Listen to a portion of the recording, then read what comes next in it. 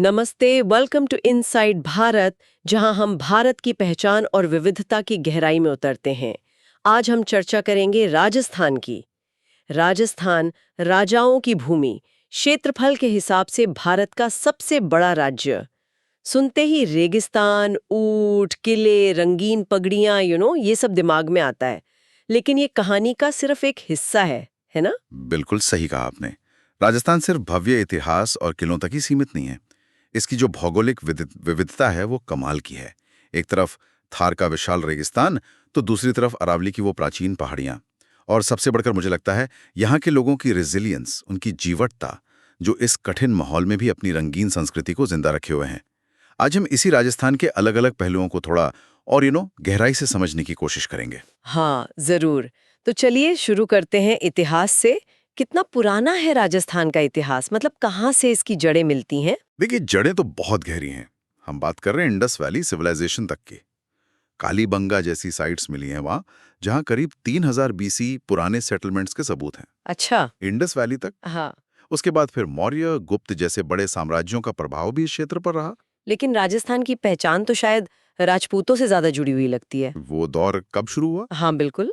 मध्यकाल, मतलब medieval period. वो समय था जब राजपूत वंशों का उदय हुआ, और इन्होंने ही राजस्थान के चरित्र को, आप कह सकते हैं, सदियों तक आकार दिया।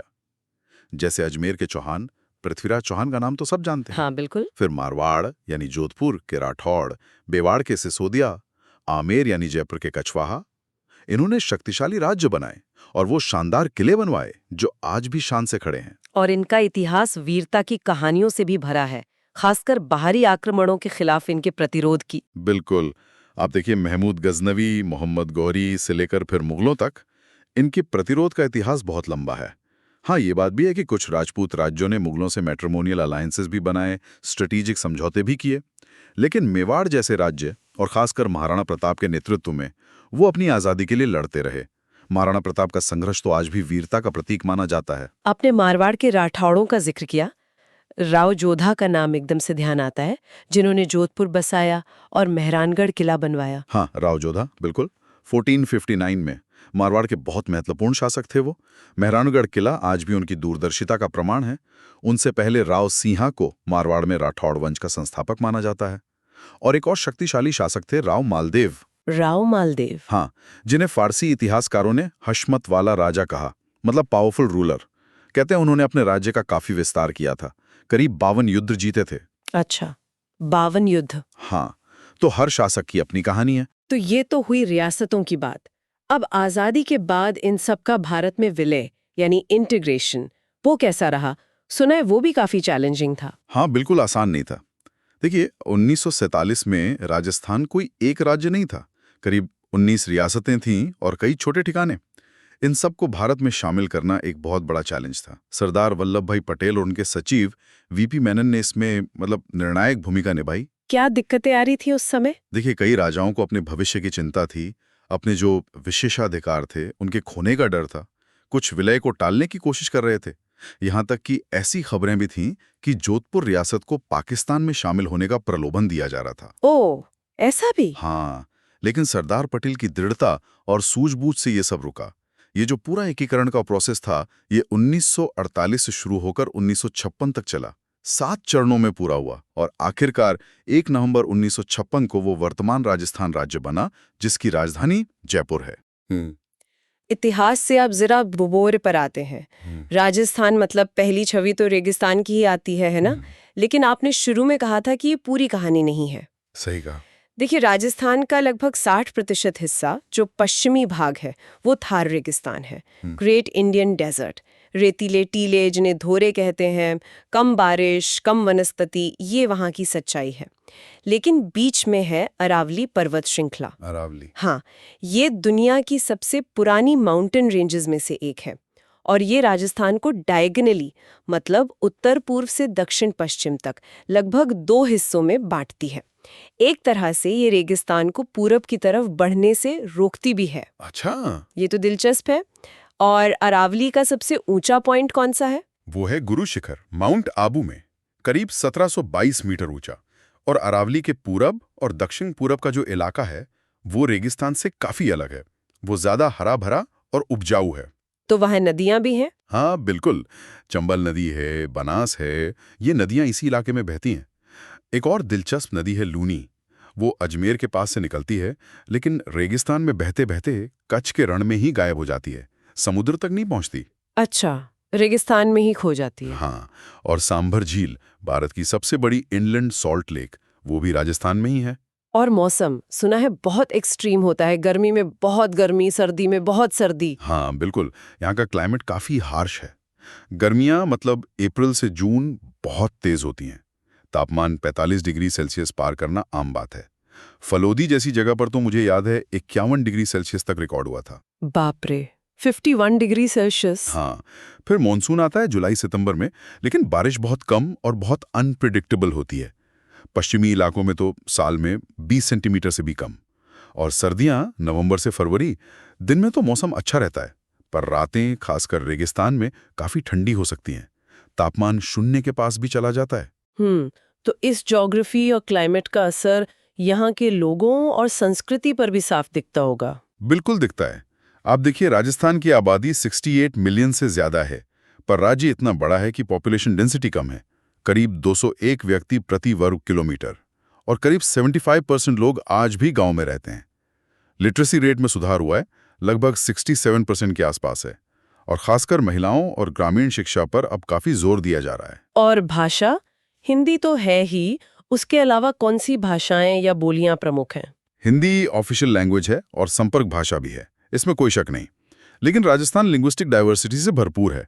यहाँ की मुख्य बोलियां हैं मारवाड़ी, जो पश्चिम में बोली जाती है, मेवाड़ी उदयपुर के आसपास, ढूंढाड़ी जयपुर क्षेत्र में, मेवाती अलवर भरतपुर की तरफ, और हाड़ौती कोटा बूंदी इलाके में। और ये सिर्फ हिंदी के डायलेक्ट में ही है।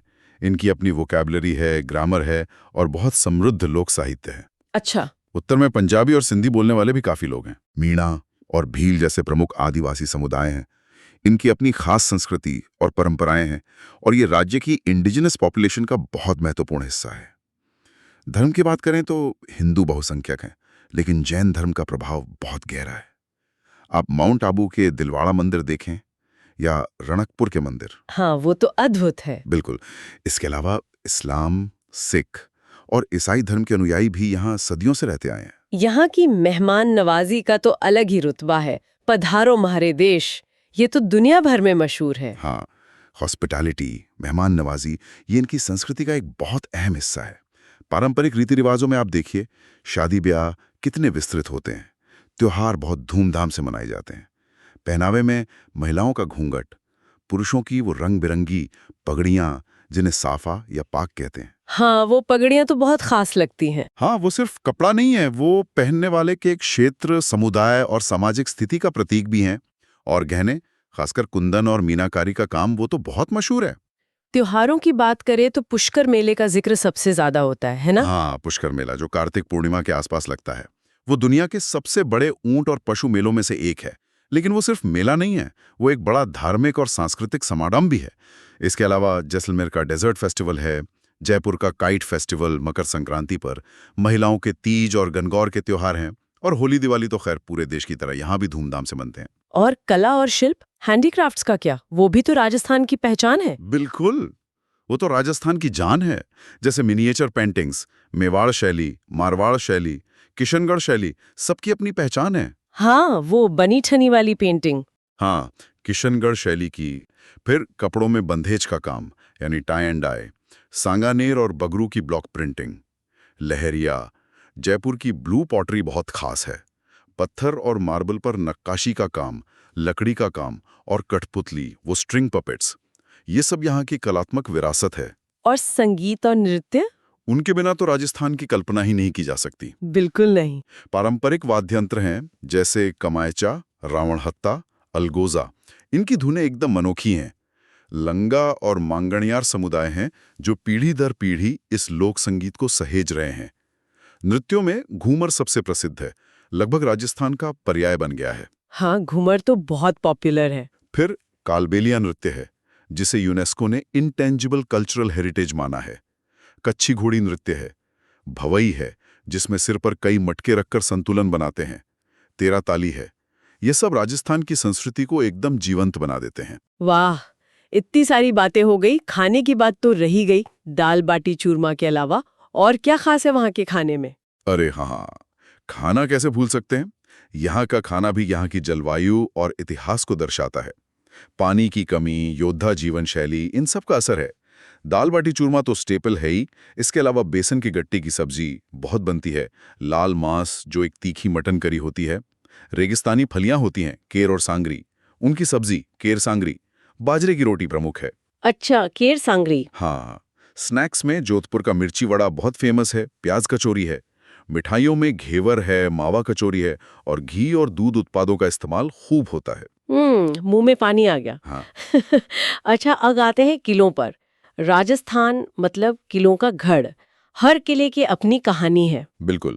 शायद भारत में सबसे ज्यादा किले यहीं मिलेंगे। और ये सिर्फ राजाओं के महल नहीं थे, ये मिलिट्री पावर के केंद्र थे, एडमिनिस्ट्रेशन के सेंटर थे और मुश्किल समय में जनता के लिए रेफ्यूज मतलब शरण स्थली भी थे। इनका निर्माण 7वीं से 18वीं सदी के बीच हुआ। इनकी बनावट में क्या खास होता था जो इन्हें इतना मजबूत, इतना अजय बनाता था? देखिए, अक्सर इन्हें ऊंची पहाड़ियों पर बनाया जाता था, स्ट्रेटेजिक लोकेशंस पर, ताकि दुश्मन आसानी से ना पहुंच सकें, जैसे कुंभलगढ़ या चित्तौड़गढ़। दीवारें बहुत मोटी और ऊंची होती थीं। मैंने पढ़ा था कि कुंभलगढ़ की दीवार करीब 36 किलोमीटर लंबी है। हाँ, दुनिया में चीन की दीवार के बाद दूसरी सबसे लंबी मानी जाती है। 36 किलोमीटर, अविश्वसनीय। हाँ, जैसलमेर किला पीले पत्थर से बना है, तो सूरज की रोशनी में सोने जैसा चमकता है, इसीलिए उसे सोनार किला कहते हैं। इनके अंदर महल होते थे, मंदिर होते थे, बड़े बड़े जलाशय होते थे पानी के लिए, तोपखाने, गुप्त रास्ते, ऊंचे बुर्ज जिन्हें बैस्टन कहते हैं, और बहुत मजबूत दरवाजे। सब कुछ होता था एक किले के अंदर। सैन्य दृष्टि से इनकी क्या अहमियत थी? Military significance? बहुत ज्यादा। ऊंची दीवारें तोपों के गोलों का असर कम करती थीं। कई किलों के चारों ओर गहरी खाई खोदी जाती थी। दरवाजे इतने मजबूत और घुमावदार रास्तों पर होते थे कि दुश्मन के हाथी भी आसानी से उन्हें तोड़ न सके। और ये किले महत्वपूर्ण व्यापार मार्गों पर भी नियंत्रण रखते थे, जैसे जालोर का किला गुजरात और मारवाड़ के रास्ते पर नजर रखता था। युद्ध के समय वो जो गुप्त रास्ते होते थे, वो रसद पहुंचाने या जरूरत पड़ने पर भाग निकलने में बहुत काम आते थे। कुछ प्रमुख किलों और उनसे जुड़ी ऐतिहासिक घटनाओं का जिक्र करेंगे? जरूर। सबसे पहले तो चित्तौड़गढ़, मेवाड़ की शान। महाराणा प्रताप, रानी पद्मिनी, रानी कर्णावती की कहानियों से जुड़ा है। इसने कई भयानक हमले झेले और यहाँ 3 प्रसिद्ध साका हुए, जौहर और केसरिया। हाँ, जौहर और साका। फिर कुंभलगढ़, महाराणा कुंभा ने बनवाया था, अपनी विशाल दीवार के लिए मशहूर है। यही महाराणा प्रताप का जन्म हुआ था। इसे अजय माना जाता था। रणथंभौर, ये चौहान शासकों ने बनवाया था और आज ये बागों के लिए भी प्रसिद्ध है। 1301 में अलाउद्दीन खिलजी के हमले के समय हम्मीर देव चौहान के नेतृत्व में यहाँ राजस्थान का पहला साका हुआ था। अच्छा, पहला साका रणथंभौर में? हाँ, माना जाता है। फिर मेहरानगढ़, जोधपुर का किला, राव जोधा ने बनवाया, मारवाड़ की शक्ति का प्रतीक। पहाड़ी पर बना ये किला बहुत भव्य और मजबूत है। और जैसलमेर किला, इसे लिविंग फोर्ट कहते हैं क्योंकि आज भी किले के अंदर काफी लोग रहते हैं। ये रेगिस्तान के बीच व्यापार मार्ग की रक्षा करता था। अच्छा। इनके अलावा आमेर का किला है, जालोर का किला है, गागरोन का किला है जो एक वाटर फोर्ट है। इनमें से 6 किलों चित्तौड़गढ़, कुंभलगढ़, रणथंभौर, जैसलमेर, आमेर और गागरोन को यूनेस्को ने हिल फोर्ट्स ऑफ राजस्थान के रूप में वर्ल्ड हेरिटेज साइट का दर्जा दिया है। वाह, 6 किले वर्ल्ड हेरिटेज साइट्स। इन किलों ने युद्ध तो बहुत देखे होंगे फिर? हाँ, बिल्कुल। राजस्थान का इतिहास युद्धों से भरा पड़ा है। तराइन के युद्ध हैं जिनमें पृथ्वीराज चौहान लड़े, रणथंभौर और चित्तौड़ के घेराव हैं, खानवा का युद्ध राणा सांगा और बाबर के बीच, गिरी सुमेल का युद्ध राव मालदेव और शेरशाह सूरी के बीच, हल्दी घाटी का प्रसिद्ध युद्ध महाराणा प्रताप और अकबर की सेना के बीच, दिवेर का युद्ध जिसे मेवाड़ का मैराथन भी कहते हैं, भटवाड़ा, तुंगा। कई प्रमुख लड़ाइयां हैं जिन्होंने राजस्थान के इतिहास को दिशा दी। इतिहास और किलों से हटकर अब जरा राजस्थान के वाइल्ड लाइफ की बात करते हैं। वो कैसी है? काफी विविध है क्योंकि यहाँ ज्योग्राफी इतनी अलग अलग है, रेगिस्तान, पहाड़, जंगल, तो यहाँ काफी रिच बायोडाइवर्सिटी मिलती है। रणथंभौर के बागों से लेकर रेगिस्तान के खास जीवों तक, वन्य जीवों के मामले में राजस्थान देश में काफी महत्वपूर्ण स्थान रखता है। लेकिन क्या इन पर खतरे भी हैं? कंजर्वेशन चैलेंजेस क्या है आज के समय में? हाँ, खतरे तो हैं और कई गंभीर खतरे हैं। सबसे बड़ा खतरा है हैबिटेट लॉस और फ्रेगमेंटेशन, मतलब उनके रहने की जगह कम हो रही है या बंट रही है। खेती बढ़ रही है, बड़े इंफ्रास्ट्रक्चर प्रोजेक्ट्स बन रहे हैं, जैसे डीएमआईसी कॉरिडोर। हाँ, विकास की जरूरतें। बिल्कुल। फिर क्लाइमेट चेंज का असर है, बारिश के पैटर्न बदल रहे हैं जिसका सीधा असर रेगिस्तानी इकोसिस्टम और वहां के जीवों पर पड़ रहा है। जैसे डेजर्ट फॉक्स की संख्या कम हो रही है। डेवलपमेंट प्रोजेक्ट्स भी एक मुद्दा है, खासकर बिजली की जो हाई टेंशन लाइनें हैं वो ग्रेट इंडियन बस्टर्ड के लिए जानलेवा साबित हो रही हैं। जीआईबी के आवास स्थल है ओरान, जिन्हें सेक्रेड ग्रोव्स कहते हैं, उन पर भी ग्रीन एनर्जी प्रोजेक्ट से खतरा है। उड़ान यानी सेक्रेड ग्रोव्स। ये पारंपरिक रूप से संरक्षित इलाके होते हैं। फिर पोल्यूशन है, हवा, पानी, मिट्टी का प्रदूषण, ओवर एक्सप्लॉयटेशन ऑफ रिसोर्सेज, जैसे अवैध रेत खनन या अरावली में पहाड़ियों का गायब होना, इन्वेसिव स्पीशीज जैसे प्रोसोपिस जूलीफ्लोरा यानी विलायती बबूल, जो स्थानीय इकोसिस्टम को नुकसान पहुंचा रहा है, और ह्यूमन वाइल्ड लाइफ कॉन्फ्लिक्ट, इंसानों और जंगली जानवरों, खासकर तेंदुओं के बीच टकराव की घटनाएं बढ़ी हैं। ये तो वाकई चिंता की बात है। तो इनके संरक्षण के लिए क्या प्रयास हो रहे हैं? दो तरह के प्रयास होते हैं, इन सिचू यानी स्वस्थानीय संरक्षण, जहां जानवर अपने प्राकृतिक आवास में रहते हैं, और एक्स सिचू बाह्य स्थाने यानी प्राकृतिक आवास के बाहर। इन सिचू के तहत राजस्थान में 5 टाइगर रिजर्व्स हैं, रणथंबोर, सरिस्का, मुकुंदरा हिल्स, रामगढ़ विषधारी और हाल ही में बना धौलपुर करोली। छठा कुंभलगढ़ में प्रस्तावित है पर उसमें कुछ देरी हो रही है। 3 नेशनल पार्क्स हैं, रणथंबोर, केवलादेव घना, भरतपुर और Mukundra hills. 26 wild life sanctuaries हैं, जैसे Rashtriya Maru Udyan, desert national park, Talchhapar, Sita Mata, mount Abu. 37 conservation reserves हैं, जैसे जोड़बीड़ गढ़वाला, सुंधा माता, गुगेलाव, रणखार, और 33 शिकार निषिद्ध क्षेत्र हैं।